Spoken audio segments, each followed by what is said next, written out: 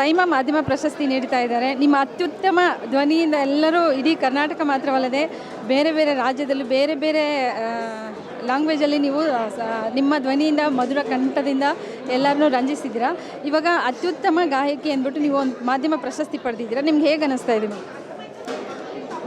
ತುಂಬ ಸಂತೋಷ ಆಗ್ತಾಯಿದೆ. ಫಸ್ಟು ಏನಂದರೆ 45 ವರ್ಷ ಆಯಿತು ನಾನು ಹಾಡೋಕ್ಕೆ ಚಿತ್ರರಂಗದಲ್ಲಿ ಪ್ರವೇಶ ಮಾಡಿ. ಸೊ ಎಲ್ಲ ಭಾಷೆಗಳಲ್ಲೂ ಸುಮಾರು ಹಾಡಿದ್ದೀನಿ. ಬಟ್ ಒಂದು ವಿಶೇಷವಾದ ಈ ಸೈಮಾ ಅವಾರ್ಡು ಬಂದಿದ್ದು ನನಗೆ ತುಂಬ ಸಂತೋಷ ಆಗಿತ್ತು. ಸೊ ಮಾಧ್ಯಮದವರೇ ನಮ್ಮನ್ನು ಬೆಳೆಸಿ ಜನಕ್ಕೆ ಹತ್ತಿರ ತಂದವರೇ ಅವರು. ತುಂಬ ಸಂತೋಷ ಆಯಿತು ಇವತ್ತು. ಇವಾಗ ಇಲ್ಲಿ ನಾವು ಆಚರಿಸ್ತಾ ಇರೋದು ಅಂತಾರಾಷ್ಟ್ರೀಯ ಮಹಿಳಾ ದಿನಾಚರಣೆ ಆಚರಿಸ್ತಾ ಇದ್ದೀವ.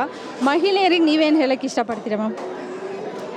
ಮಹಿಳೆಯರಿಗೆ ಹೇಳೋ ಅಂಥದ್ದು ಏನಿಲ್ಲ, ಯಾಕಂದರೆ ಆಲ್ರೆಡಿ ಅವರು ಫೇಸ್ ಮಾಡ್ಕೊಂಡು ಬರ್ತಾನೆ ಇರ್ತಾರೆ. ಏನಂದರೆ ನಾವು ಸ್ವಲ್ಪ ಓವರ್ ಎಮೋಷ್ನಲ್ ಇರೋದ್ರಿಂದ ಕುಗ್ಗುತ್ತೀವಿ ಅಷ್ಟೇ. ಬಟ್ ಯಾವ ಮಹಿಳೆಯೂ ನನ್ನ ಪ್ರಕಾರ ವೆರಿ ಸ್ಟ್ರಾಂಗ್ ಆ್ಯಂಡ್ ಧೈರ್ಯವಾಗಿ ಎಲ್ಲವನ್ನೂ ನಿಭಾಯಿಸ್ತಾಳೆ ಅಂತ ಗೊತ್ತು. ಸೊ ಸಮಯಕ್ಕೆ ತಕ್ಕಂಗೆ ಅವ್ರಿಗೆ ಯಾವ ಥರ ಸಿಚುವೇಶನ್ ಬರುತ್ತೋ ಅದನ್ನು ನೋಡಿಕೊಂಡು ಅವರು ಫೇಸ್ ಮಾಡಬೇಕಾಗತ್ತೆ.